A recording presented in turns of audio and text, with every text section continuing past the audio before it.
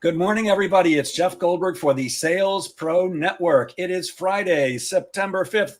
Oh my God, I can't believe how the year is getting away. And if you have not joined us before, I'm a sales coach and trainer. I work with both individuals and organizations to help them do one thing and one thing only: get measurable and sustainable sales increases, increase their sales. And if you have joined us before, you know that every Friday at 10 a.m. Eastern, I either do a live training or I interview somebody who can add value to the profession of sales, and today's no exception. But before I introduce today's guest, I just want to make a comment. Here in the U.S., for those of you who are watching outside the U.S., last Monday was Labor Day. It's a great weekend, and it typically marks the end of the summer. And that means summer's over and it's time to get back to work. If you've been relaxing and taking it easy, good for you, but that doesn't put any money in your pocket. And now, I mean, right now is the time to start making that run to hit your quota by the end of the year. And if you're not on track to do that, now immediately is the time to reach out to somebody like Jesse or myself or your manager if you've got one, or somebody who can help you, because I can promise you this: if you call me in late November or early December and say, Jeff, I'm not going to hit my quota, what the hell do I do? My answer is going to be, you should have called me 6 months ago. So right now is the time to be prospecting actively. And please get out of your head the head trash that, I got to make it before November, because after that, everybody knows once Thanksgiving hits, you're not going to be able to sell anything. That's a crock of crap, my friends. Now is the time to set up your next 6 weeks or 8 weeks or maybe even 12 weeks, depending on your sales cycle. And continually prospecting sets up not only the end of the year, but also the beginning of next year. Do not procrastinate. And that was a perfect segue, because today's guest is a procrastination expert. Please welcome Jesse Holmes. Good morning, Jesse. Morning, Jeff. Thanks for having me. Man, I'm really excited because I think that, well, I'll speak for myself.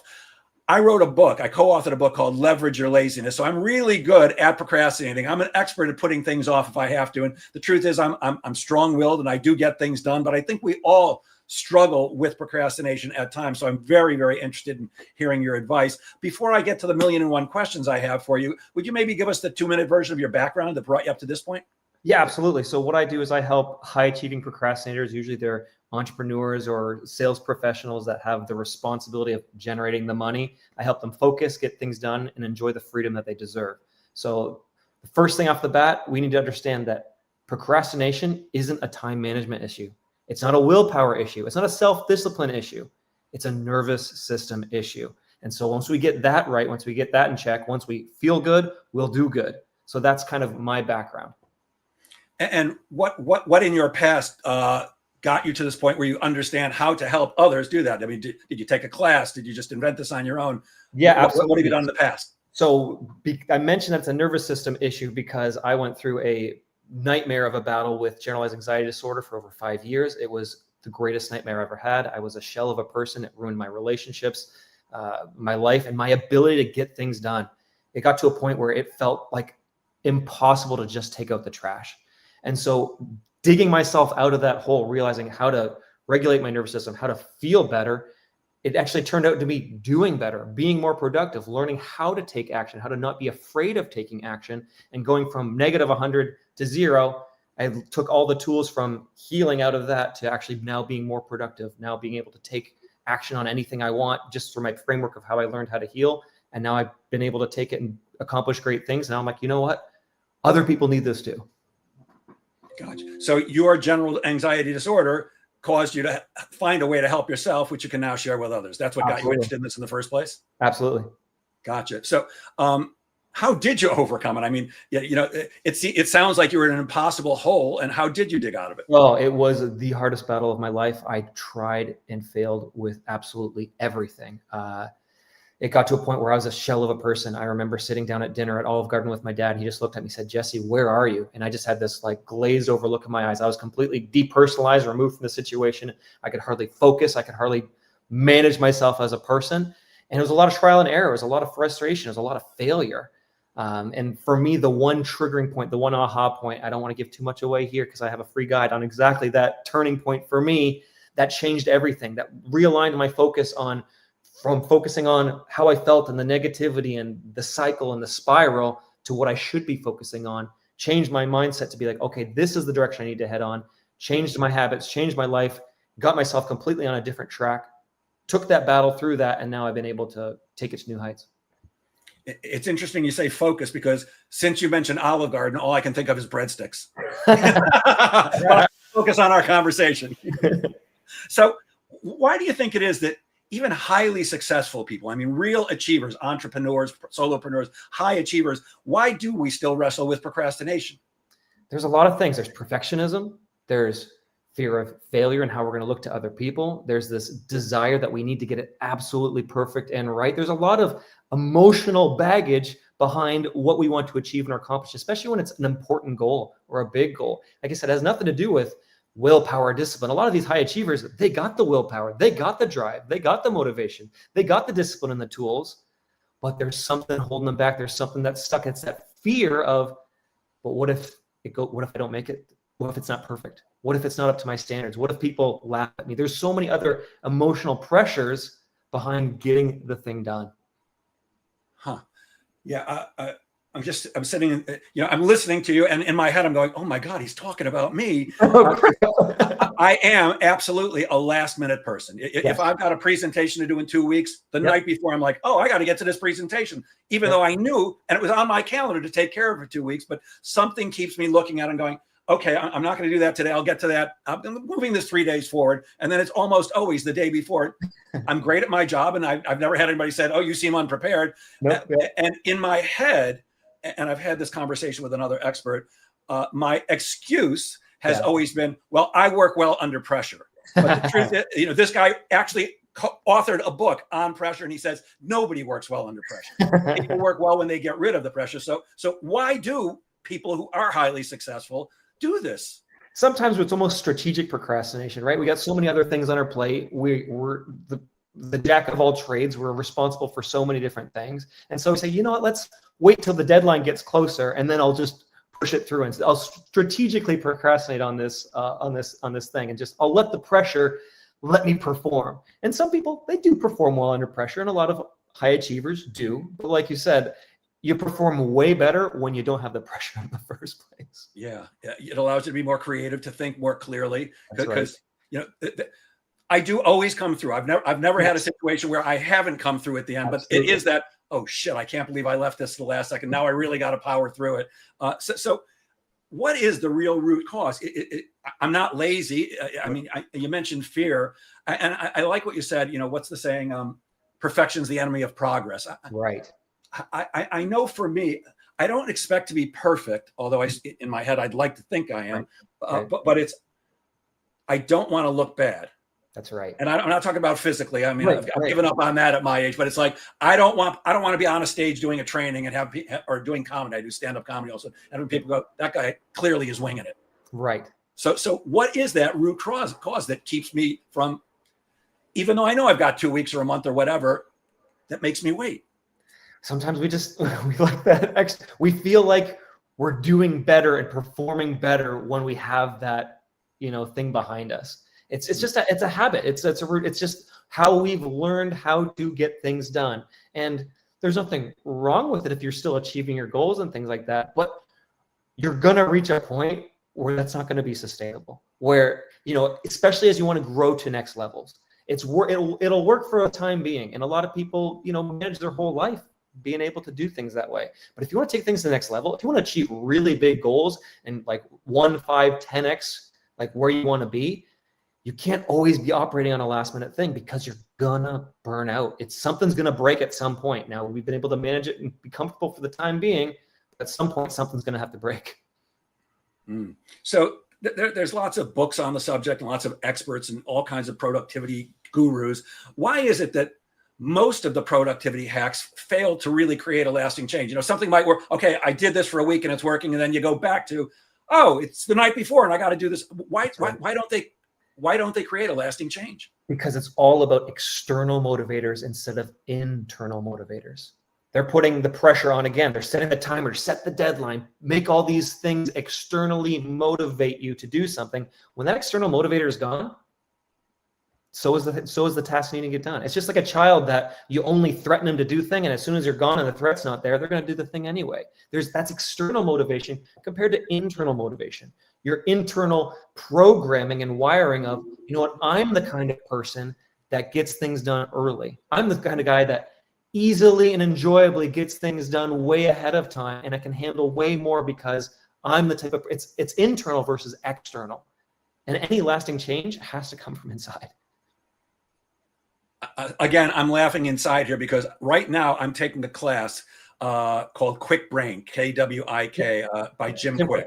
Yeah, excellent. I've looked at, here's procrastination. I saw this program probably 3 years ago and I go, I definitely have a bad memory, but I'm not going to do this. And over, I keep seeing it. And finally, I'm getting older. I am older and I am forgetting things.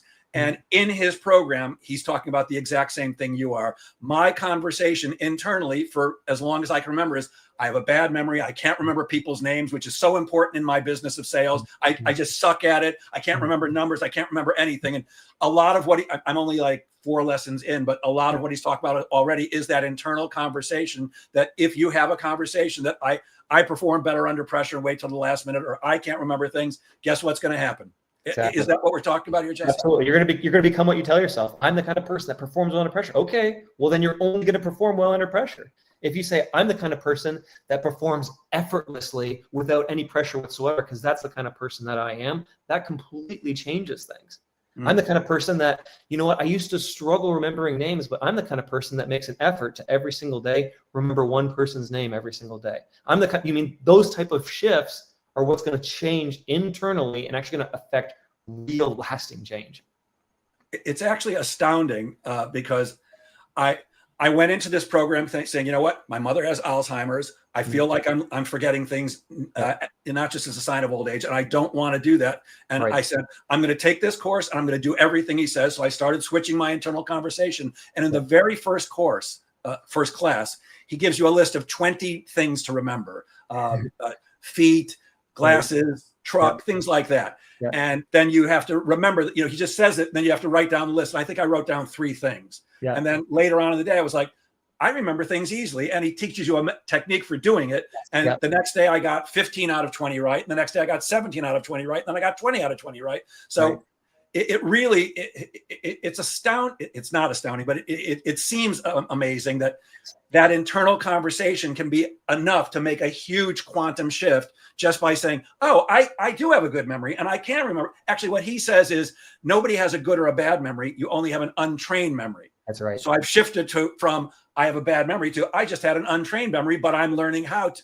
That's right. So that's what we're talking about here, right, Jesse? Absolutely. Absolutely. Especially for lasting change, Yeah. Yeah. One of the things I'm very big on in sales, and because I co-authored a book on this, is goal achievement. Yes. How does procrastination, I mean, I guess it's obvious, but what are your thoughts on procrastination and goal achievement? Yeah, absolutely. That's the type of goal and the inspiration of the goal and the self-belief of can I achieve a goal directly ties in with the type of action that you take. If you say, oh, I can't achieve this goal is way too, like if the goal doesn't inspire you or pull you or drive you, or you don't have clear steps and action steps to take every single day to take you one step closer to that goal, you're just going to be like, the mind is going to say, I can't do that. Like all that self-doubt's going to come in, all that kind of thing is going to come in. You're going to try and think your way to achieving your goal. But that's not how you achieve goals. You know that. You don't think your way to achieving anything. You take action to achieve something. When you think about your goal, you have to think about it in a positive light, as if I've already achieved it and it's possible for me to achieve it. But the actual day-to-day is, okay, what's the one step I need to take every single day to get me closer to my goals?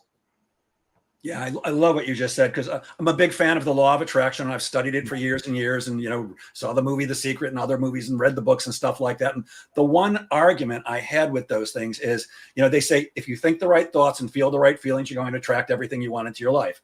No, if you think the right thoughts and feel the right feelings and take massive action, that's how you get what you want out of life. So I love that you said that. We need to make ourselves be productive. It's not just about thinking. I can walk outside right now onto my deck and go, $1 million is going to fall out of the sky into my hands, but I might be waiting a very long time unless some plane carrying money flies by and blows up, which, I almost said I don't want a plane to blow up, but I would certainly like $1 million to fall out of the sky. But smarter is to think the right thoughts and feel the right feelings and take action to have that $1 million. That's right. And that was my biggest thing when going through anxiety. I thought I could think my way out of it, or just believe my way out of thinking my way out of it. It was actually the thoughts themselves that were causing more of it. And instead I had to change my action. When my actions changed, how I felt changed. When I felt differently, I was able to do better and do more things. The better I felt, the better I could do. Yeah, I could think about having a great body all day long, but until I eat right, drink more water, go to the gym, and do stuff like that, it ain't going to happen. So That's right. a lot of this is about productivity. How do we be productive? So how do you define true productivity, and how is that different from just, say, being busy? Oh, that's a fantastic question.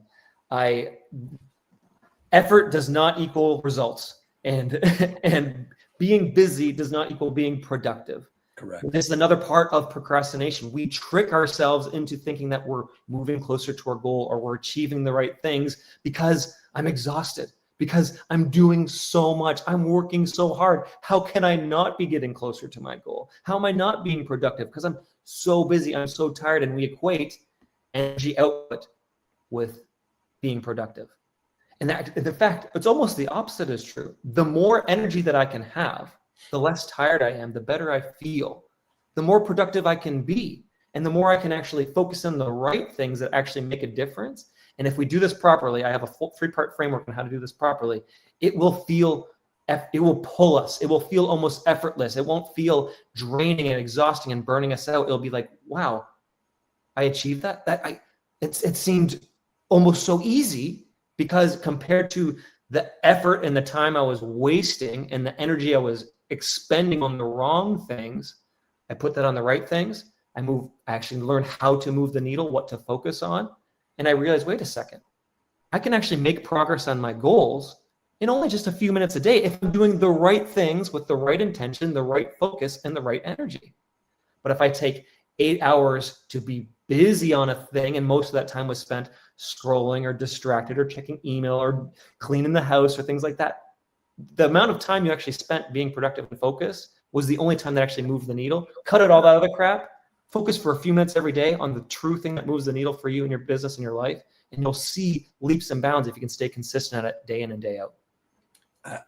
Again, in my mind, I'm going, yes, yes, yes. I can't tell you how many times I've told salespeople, yeah, you were busy today, but you weren't productive. One of the things I do with my private coaching clients is I have them track everything they do for a week. Everything. And I mean, went to the bathroom 5 minutes, whatever they did and how long it took. And then at the end of the week, we look at it and I go, yeah, look at how busy you were. You were amazingly busy. What'd you get done? Because to me, there are only a few things in sales that make a productive day. Did you set a new first appointment? That was a productive day. Did you move something forward in your pipeline? That was a productive day. Did you close a deal? That was a productive day. If you didn't do one of those things, you were probably just busy. I very rarely meet salespeople who are not busy, but I often meet people who are not being productive. And at the end of the day, it's all about productivity. So what are some of the most common mistakes that people make when they're trying to beat procrastination? Oh man, well, one of it is trying to think your way out of it, try to convince your way out of it, try to muster motivation and willpower. Or the worst one is you beat yourself up. You know what I mean? You fail that day in your mind. I failed, and say tomorrow I'm going to do better. And so you get up and you muster the energy and the willpower and the desire and the drive, which is a limited resource. You burn through that. You realize you didn't get as much done as you wanted to. And then you beat yourself up again. And it just gets into this nasty, negative, repeating cycle. What were you going to say? Sorry. No, keep going. The thing is, how does one break that cycle? Because all of these things, they're just habits. One of them is beating themselves up. Another one is, I just need to know more. I need to learn more. I don't have enough knowledge yet to take that action, that step. It's that fear of taking that first step and saying, you know what? I'm just going to spend a few more minutes watching this or learning this, and then I'll have enough motivation, again, external motivators, to take the next step and the next action. We got to flip that script completely. We got to say, okay, what is the stupidest, easiest, most enjoyable next step that I can take for myself, that I can do consistently, day in and day out, without burning out, managing, understanding that this is an energy issue, a nervous system issue. Keep burning out in mind. What is the one easiest thing I can do enjoyably every single day that will actually take me one step closer to my goals? So for a sales, you said there's only 3 things for a sales professional that makes a day productive: booking an appointment, moving in the pipeline, closing a sale. Okay. How long does it actually take to book an appointment? If that's all you focused on, you said, for the next 10 minutes, I'm going to focus on booking an appointment. And you get good at doing that every single day, you'll learn really quick. It doesn't take that long to book an appointment at all. It just took me forever to get over the fear of getting started and making it happen. But if you can reframe it, make it easy, make it enjoyable, and say, you know what? How many appointments could I do every single day without burning out? It's like, I can book one appointment every single day without burning out. Do that. Make it a habit. Make it a routine. Do that day in and day out. It's going to get to a point you're like, you know what? I could probably do 2 appointments a day without burning out. This is easy. And then you build the momentum and you stack the wins. And next thing you know, you're booking multiple appointments every single day because you completely flipped the script. You don't need to learn more. You need to do the right things more. And I love your point about, if you keep waiting for everything to be lined up, we keep waiting for perfection. There's an old saying, if you wait to drive into the city till all the lights are green, you're going to be waiting a long time. So you got to get going. What's your take on accountability? Because a lot of people have great intentions. Mm-hmm. I know that in my coaching practice, and this was astounding to me because it wasn't what I expected, but almost to a person, every person I've ever worked with said the thing they like best is that I hold them accountable. Yeah. My sessions always end with my clients making a promise to me for what they're going to do before the next session. And usually it is about prospecting. And by the way, it's never me saying, here's how much prospecting you've got to do. It's simply them making a promise, which I then hold them accountable to. Can we hold ourselves accountable to get past procrastination, or do we need somebody else? Two-edged sword. I think everyone needs a mentor and a coach. It's just helpful having that person there to, when you have that fear, when you have that thought, when you just feel like you're scrambling, to be able to reach out to, just to, again, calm those fears and realize like, hey, you got this. What are you promising? What can I hold you to? That's fantastic. And especially in every level of success, everyone should have a mentor one step ahead of them, and that can take them to that next step quicker than they could do it themselves. In the long run, and the high performers and the experts, they all have coaches and stuff as well, but they're really good at holding themselves accountable. They've gotten really good at taking those steps and being assertive and not needing the accountability in order to make progress. Those are the real pros, the real performers, is they got the hard wiring inside so dialed in that they don't need anyone to take care of them or say one single thing to them. They're looking to their mentor to say, how can I do that thing quicker? How can I get there sooner? Not how can I even get out of bed and do something? No. How can I amplify what I'm already doing? That's what the real professionals are at. Yeah. My experience is that most people will lie to themselves or break a promise to themselves because it's easy. I love me. I make a promise to myself. I'm going to do something. Okay, I didn't do it. I love me. I'm going to let myself off the hook. But I'd rather break my arm than break a promise to you, even though we barely know each other. That's because right. My integrity to somebody else is more important than my integrity to myself, which it shouldn't be. It's just the way it is. So I find that the accountability piece is crucial. And I love that you brought up that high performers almost always have a coach. People think, oh, that person was born to be just amazingly successful. And they wake up in the morning and money rolls into their pockets.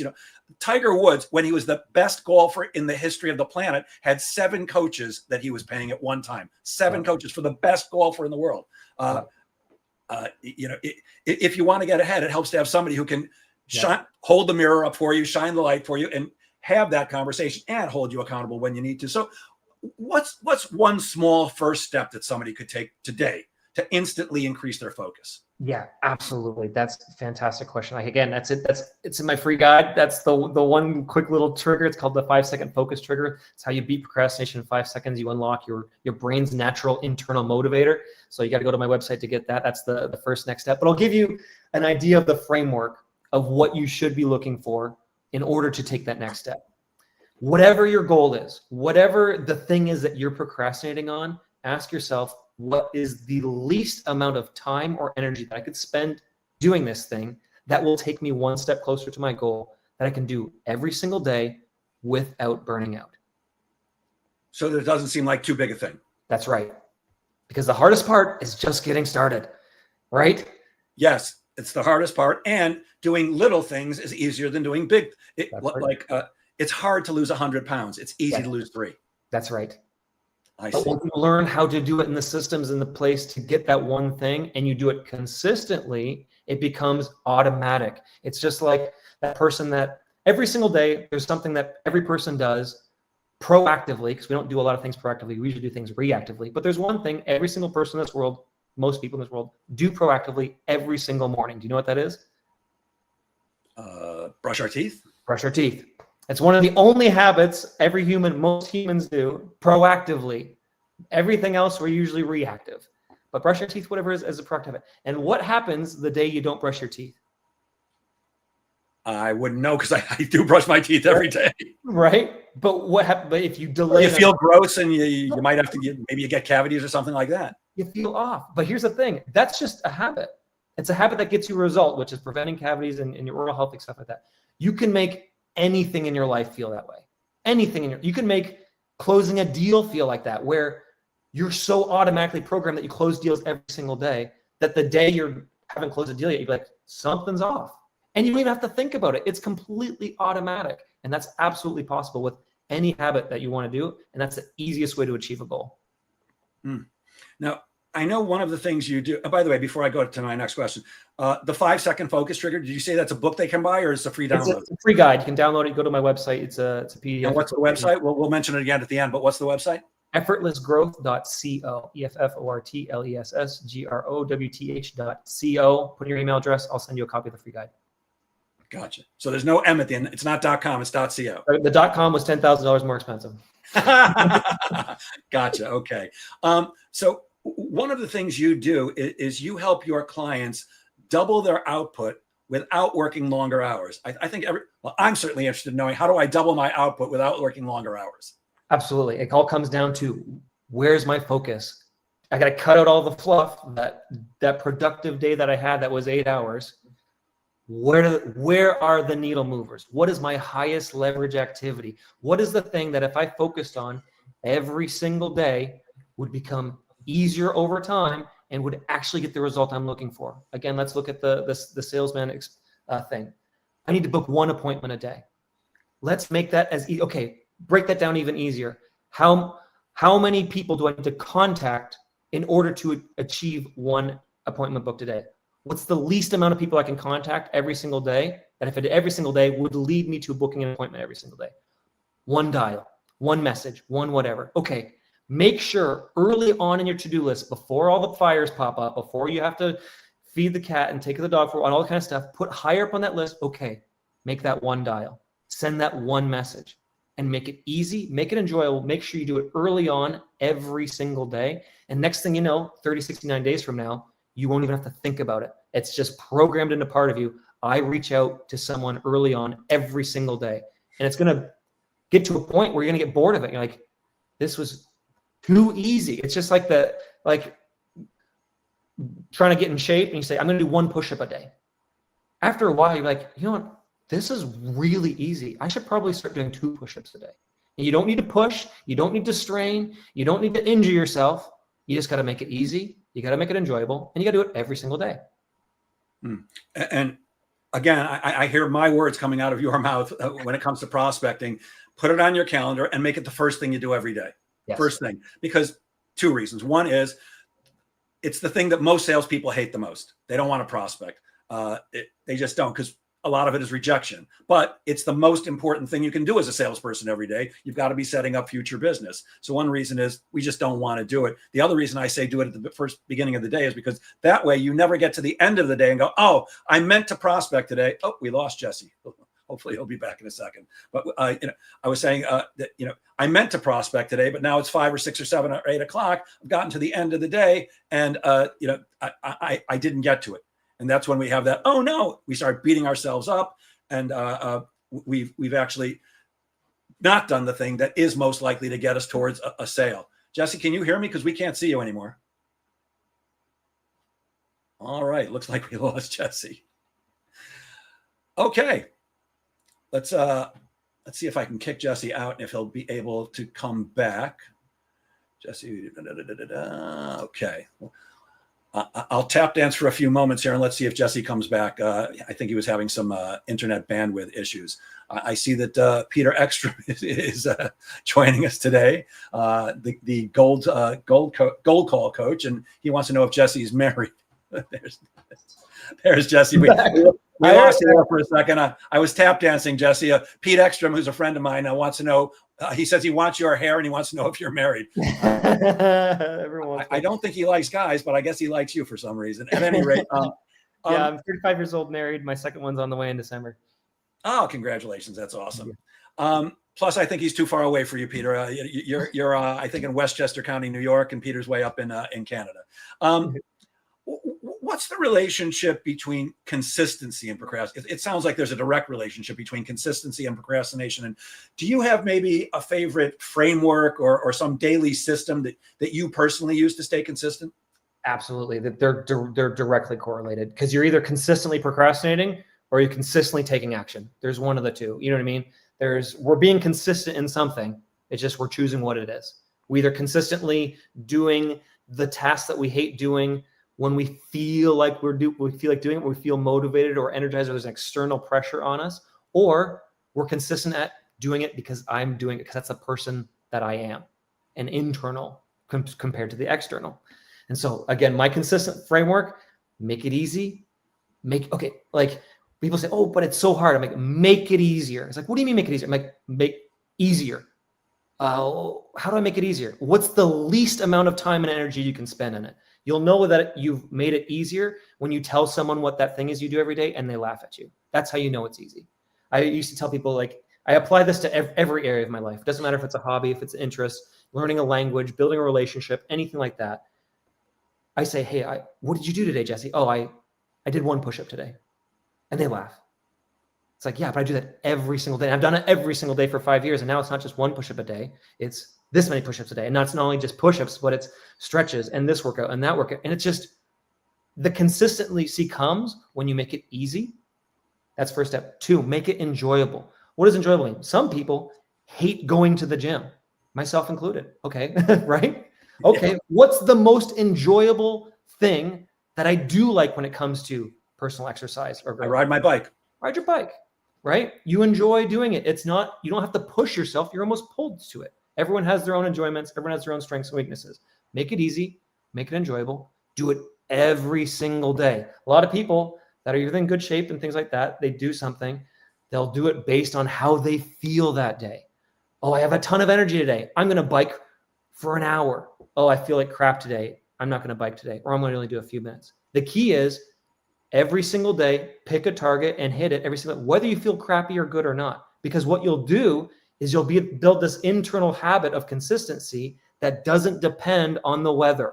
It doesn't depend on how I feel that day.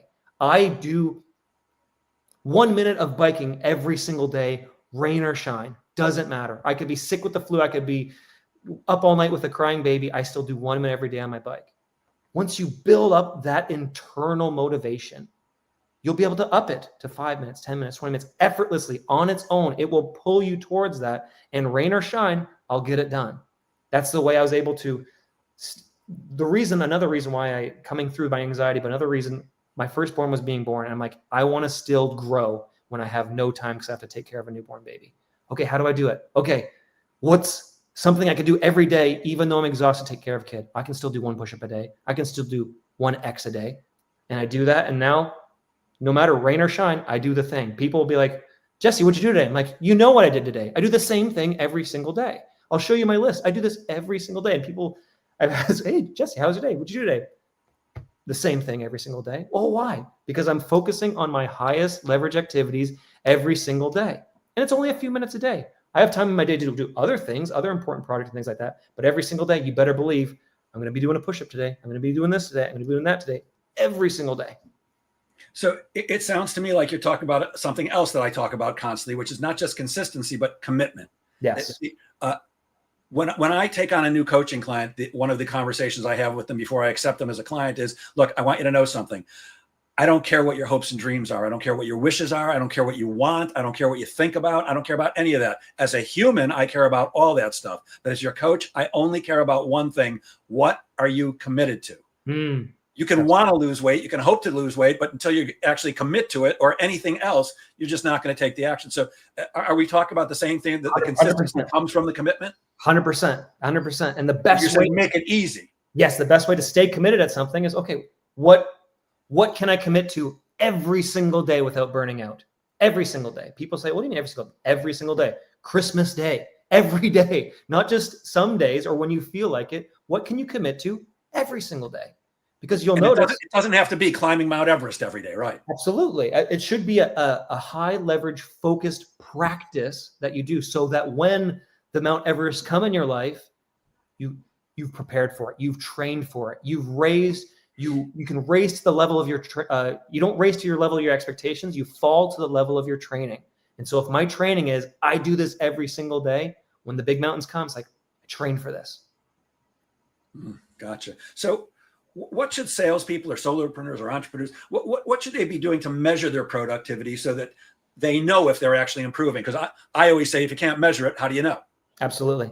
For me, it's if it's a high leverage activity that you can commit and hold yourself to, that you know will move the needle, you commit to that task every single day. You let you're really strict on making sure you do the activity, but you let the results be the results. Time is going to fly by anyway. Like you said, when you think it's already September, holy crap, where did time go? Well, you know what?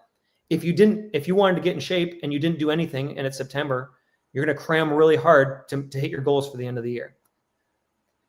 You know what? If you did one push-up a day since your New Year's resolution in January 1st, you'd have 8+ months, 8 times 240 push-ups in you. You know what? 240 push-ups is a lot better than 0 push-ups. Yeah, well, I always say resolutions are crap because there's no commitment behind it. Right. But so how do we measure that though? You measure it by, did I take the action today? Did I check it off the list? That's why it's so important. Like when I say my list and a to-do list, it's not a wish list. It's I do this every day. And if I find myself not able to do the task, okay, I either got to make it easier or I got to make it more enjoyable, because there's something within me, there's some time or turbulence or something in my life that's preventing me from checking off this to-do list. No, this is a non-negotiable. I do this every single day regardless. It's like, oh, Jesse, like, you were able to do, 20 push-ups a day when you weren't up all night with a baby. Maybe you need to make it easier and scale it down, but make sure you're taking action on that task. Make it easy, make it enjoyable, do it every day. So we're talking that this is mostly the internal. What role do, say, emotions and mindset play in procrastination? Everything. We don't avoid tasks. We avoid the feeling behind the task. Like you mentioned about, procrastinating on that presentation. You were afraid of looking like a fool on stage. And so we procrastinate because of the emotion and the feeling. And we take action because we don't want to look like a fool. Everything has to do with emotions and mindset. If I feel like crap, I don't feel like doing crap. If I feel good, I do good. And when I do good, I feel good. It's a cycle that perpetuates itself. Yeah. It's like setting up your day. You can either wake up in the morning and go, oh, I can't believe I have to go to work again today. Thank God it's almost the weekend. Or you can wake up and go, all right, it's Friday, one more day before the weekend, and I can crush it today. And then I can enjoy it's the conversation we have with ourselves. Absolutely. So I find that quite often, I'll just speak for me, I'll start out strong. Yes. And then as things go on, it gets a little harder to stay going. We agree that it's easier to get going than to stay going. Yes. So How can someone break free from that cycle of starting strong and then fizzling out? That's such a fantastic question. That's so common, especially when I didn't take the steps. I'm out of shape. Oh man, I need to be in shape now. Well, you can be in shape now, but it's going to take a lot of time or a lot of energy if you want to be in shape now. And it won't be sustainable, because the effort you're going to put into it at the beginning, you're either going to injure yourself or you're going to fizzle out and burn out. All of us we have this whole phenomenon like, oh, I haven't been on my bike in months. I need to make up for lost time. No, you don't. You have all the time looking forward. What you need to do is just do it today with the perspective of, can I do this we gotta bake it into the commitment. Can I do this every day without burning out? Because we think like, oh, I need to get in shape. I should do this. I should be motivated. I got all this thing. And I work really, really, really hard, not thinking about tomorrow, not thinking about how I'm going to feel the next day, not thinking about how sore I'm going to be 2 days from now, not just afterwards. And when I don't feel good, where'd that motivation go? That motivation came because it was an external pressure, external factor, not internal. Yeah, and it brings me back to what you said before about make it easy and enjoyable. Because if I haven't worked out in the last 3 years, I got to get in shape. Well, I got to go to the gym for 3 hours a day. Probably not going to do that. But if I say, okay, I know one push-up is an exaggeration, but one push-up, I can do that. Yeah. So it's about getting started. Okay. Now, I think I know the answer to this. I'm probably not going to like it, but I'll ask anyways. Is procrastination ever a good thing? I mean, like a signal that we should listen to, or no? Absolutely. Absolutely. That wasn't the answer I was expecting. Tell me why it's a good thing. Because a few reasons. Either it's not the goal, it's not the thing that you need to be doing to actually achieve your goal. It's either exactly what you need to do to achieve your goal, or it's something you shouldn't be doing whatsoever. It should be something that you either need to be automating or delegating to somewhere else where that is their enjoyability. So when we say, okay, procrastination's, how could it be a good thing? Well, it's a good thing if I want to be in shape, but I hate running marathons. Okay, good. Procrastinate on running marathons. Don't run a marathon. What is the thing that pulls you, that you enjoy, that lights you up? We can't do everything. The biggest reason, another reason why people procrastinate is opportunity cost. They fear of missing out. And so they're hopping from here and here and here and here and here, taking action on everywhere and not getting anywhere. You need to be selective. You need to say no to something. You need to procrastinate on some things. I'm not perfect. There are plenty of things that I'm procrastinating on. I should be doing this or should be doing that. But you know what? Those aren't taking me one step closer to my goal. Pulling the weeds in the backyard aren't making me $1 million. It all depends on where's your focus, where's your target, where you're trying to head on. Because if your target is achieving 10 appointments booked today, well, then maybe you should be procrastinating on doing the dishes until you've achieved your goal. There's plenty of things in our life that we should be procrastinating. In fact, a lot of people, we procrastinate on the thing that we're supposed to be doing by doing the wrong things. We do this productive procrastination where I'm just going to clean my house first and then I'll get started on my project. I'm going to pull the weeds first and then I'll make that appointment call. They think that they're going to build that motivation and that drive to do the thing they need to do. No, if you're avoiding what you need to avoid, you're building a habit of not getting to the important thing until you do the less important thing. And that's not how you should be doing it. Procrastinate on the less important things, take action on what really moves the needle. And it sounds like you also said that sometimes procrastination gives you the time to think about, is this really the thing I'm committed to? Absolutely. Sometimes there's resistance for a reason. Sometimes like, wait a second, maybe this isn't what I should be doing. Maybe this may move the needle, but you know what? Someone else might move the needle way quicker or better, or that's their unique ability that I can outsource or hire or partner with and then combine our strengths together. So I think then the key is there is to not use that as an excuse, though. Well, this might be a good procrastination, so I'll just wait. Because I could easily see myself doing that. So if somebody listening to this say only you said you can do little things, just 10 minutes a day to work on this, what should they do? On overcoming procrastination, it all depends on what they're trying to achieve. All depends on what their goal is. If we're going to use you're going to have to give me an example of what's one thing that you wish every one of your sales coaching clients are procrastinating on, but you really wish they could achieve. It would certainly be getting more appointments. More appointments. What is the absolute easiest, most enjoyable way for someone to book an appointment that they could do every single day consistently? It doesn't matter who you are. And this is, I'm actually legitimately looking for your answer because I work with sales trainers and companies and things like that with field sales reps. And that's their biggest thing, making that appointment. So what's the easiest, most enjoyable first step that someone could do, anyone could do consistently every day without burning out? The easiest and most consistent would probably be posting consistent information, valuable information on LinkedIn. It's not going to get you an immediate appointment, but it's easy to do. There's no rejection. And if you're good at it, I do that every day. I get a third of my business from people reaching out to me from LinkedIn because I'm posting consistently. So that's the easiest. But, Peter Ekstrom, who's watching right now, he's an expert at teaching people how to cold call. That's probably even though people hate doing it, if they do it well, like Peter would teach them, it's the quickest and easiest way to get appointments. There's more rejection because, you have to talk to human beings as opposed to posting on LinkedIn or sending an email, which is another way you can do that. But the quickest path, I still say that the least expensive and in both time and money is still picking up the phone and making calls. So making one. So if that applies across the board, well, again, we have what's easy to you might not be easy to me. So I like to specifically tailor it to that person's own comfortability zone.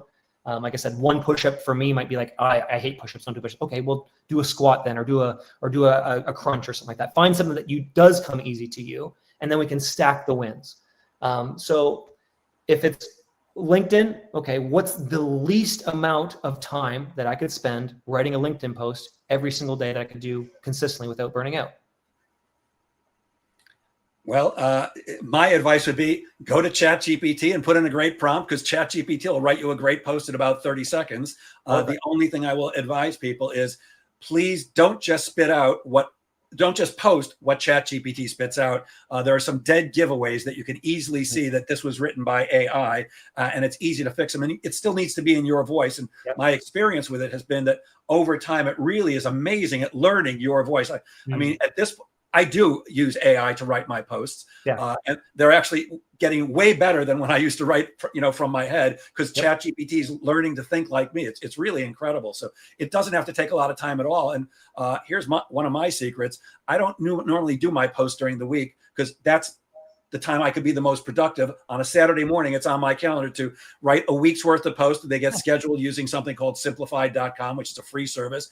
I say when they get posted, and I can forget about them for the week, and I can invest that time going and looking at the people who've commented on my post and interact with them. So it doesn't have to take a lot of time at all. Nice. I love that. So an easy thing for somebody, it's like, okay, open up ChatGPT once a day with the intention of writing a LinkedIn post. You don't even have to write, like, make it easier. It's like, wow. So you're telling me every single day I have to open ChatGPT? Yes. Make that your to-do list. Open ChatGPT, and that's it. It's like, well, that sounds so stupid. That sounds way too easy. If you actually opened up ChatGPT every single day from here till the end of December, knowing that intentionally you're going to create content to post on LinkedIn, couple weeks, couple days from now, if you're doing it every single day, you're in the habit of just opening ChatGPT. Like, why am I opening this all the time? Oh, I should be doing it. Okay, now I do a prompt a day. Okay, now I've done a prompt a day. Now I do a rewrite a day. Now I do a rewrite it. Now I do a post week. And then it just builds that momentum from there. Brilliant. So one of the things, we are bombarded today with information from 8 gazillion different sources, and we've got all kinds of crap going on in the world that's trying to get, politics and economy and all that stuff. How do we protect our focus in a world full of distractions? Do you have a tip for doing that? Yeah, it's a fantastic question. So as long as you are taking action on that high leverage activity every single day, as long as you're checking off that to-do list, feel free to waste all the time that you want. You know why? Because you knew that you were productive. And if you do that every single day and you see how much power comes from that simple productivity thing that you do each and every single day, that other stuff will actually fade away. Because wait a second, I was distracting myself to avoid this task, but I do this task effortlessly every single day. The reason why I distract myself now is no longer there. So now I don't. It was such a weird shift for me, because I had the same issue. Like, I was glued to the news cycle and scrolling. I'm like, okay, I need to do this less. I was trying to get rid of it and try to. Well, once I realized I did my thing today. I did the high leverage thing that actually moved me. I don't need to waste my time on this anymore. Like, I've already been productive. The thing that I was using to make myself feel better, because we do the scrolling side that for the dopamine hit, to try and then be productive. And that's what my whole free guide is all about, is how to trigger dopamine internally to give yourself that hit so that you don't need to get addicted to the scrolling and the distractions. I'm actually amazed that you and every other Canadian gets anything accomplished ever, because I imagine that you just spend your whole days looking down going, what the hell are you doing, America? Yeah, I'm on a border town. We just spent billions of dollars opening up a brand new bridge that's about to open in a couple months, and no one's crossing and no one's traveling back and forth to America right now. So we're just the stress has been next level. But the Chinese have a toast. It's either the Japanese, I think it's the Chinese, that say, may you live in interesting times. We're certainly living in interesting times. What's the biggest myth about procrastination that you wish that everybody would stop believing? It's not your fault. It's not your fault, but it is within your realm of being able to do something about it. Like, people blame themselves for they tell themselves I am this, I am that, I am crappy, I'm this, that negative self-talk. It's not your fault. A lot of what procrastination happens is because stress, life, busyness, unexpected circumstances, grief, trauma, all of these things have an effect on our nervous system and how we feel. And that could have been completely outside of our control. We could have gotten in a car accident and now our nerves are shot. And now because my nerves are shot, it's hard for me to focus. And now it's hard for me to focus. I'm doing everything but the thing I should be focusing on because it's the really thing that's important, but it's hard to build that momentum. That's not your fault. You can't plan for that. You can't prepare for that. But knowing that it's not your fault, okay, what can I do? I can't change my reality, but what can I do about it? What's the easiest, most enjoyable thing I can do today consistently without burning out? That one little step and build that momentum. So if you could put one phrase like up on a billboard for every salesperson to see, what would that be? Make it easy, make it enjoyable, do it every day. Gotcha. Is there a final piece of advice you'd like to give for people who maybe feel stuck or scattered right now or going, yeah, this sounds great, but I can't do that? Yeah, absolutely. Understand that a lot of this, when procrastination, a lot of that internal negativity comes from when I achieve the goal, then I'll feel good. Then I'll feel happy. Then I'll feel proud. Then. Look, happiness isn't the end destination. It's not it's not what you're reaching for. Happiness is the journey. It's not the destination, it's the journey. There's no way to happiness. It's not like I'll do this, then I'll be happy. No, happiness, feeling good, being productive is the way to enjoy the whole journey. Yeah, I call those the if onlys. Yes. If only I had a nicer car, if only I had a bigger house, if only I had a better wife or husband or whatever, then I'll be happy. To me, and I don't want to get off topic here, but it's a choice. Everything's you choose to procrastinate, you choose to be productive, you choose to be happy, you choose to be sad, but make better choices. And that really boils down to personal responsibility, which most of us just don't want. It's much easier to say it's somebody else's fault. It's the president's fault. It's the economy's fault. It's whatever's fault. And my experience has been when I woke up and realized, oh my God, it's my responsibility. Yes. And you actually say, I accept my responsibility. Then you can really make quantum leaps because you realize it is all up to you. Yes. Yes, absolutely. Success or failure, it's all your fault. Yeah. Jesse, what was the name of the download again? Yes. Go to effortlessgrowth.co. It's called the 5-second focus trigger. It's how to beat procrastination in 5 seconds by unlocking your brain's natural motivation. And where can people get it? Effortlessgrowth.co. Put in your email address. I'll send you a copy. Effortless growth. I'm going to put that in the comments real quick. Effortless. Make sure I spell that right. GROWTH.co. That look right? Looks right. Perfect. All right, my friends. Well, if you're watching this on the replay, you can go to Effortless Growth CO. Jesse, you are a coach. You work with individuals, yes? Absolutely. And how do people reach you if they're interested in talking to you about possibly having you as their coach to help you beat procrastination? Absolutely. Go to that website, put in your email address. On the thank you page, you'll get invited to a private Facebook group. I go live every single day with Q&A at 2:00 Eastern Standard Time. Come on there. Ask me any question you want about procrastination. I'll answer for you. Gotcha. Is there a phone number you want to give out if people want to reach out to you directly? Easiest way is just go to the website. Yeah. I'm live every single day, so you'll be seeing my face and talking to me. It'll be like a live video call every day. And if you're like my friend Peter Ekstrom, people will be going, wow, great guy and great hair. And Ray Aurora, who's a frequent joiner, also said, this is really great. Thanks, Jeff and Jesse. And thank you very much, Jesse, for sharing your brilliance so generously. I think we all have gained something today. And let's stop procrastinating, my friends. And as I said earlier, this is definitely not the time to procrastinate because now is the time when we make the run to the end of the year. Jesse, I appreciate you sharing so brilliantly. And I will end as I always do, gang. Please remember that sales is a game of making things happen. Get out there and make sales happen. Thanks, Jesse. Thanks, everybody. Have a great weekend. Thanks, Jeff.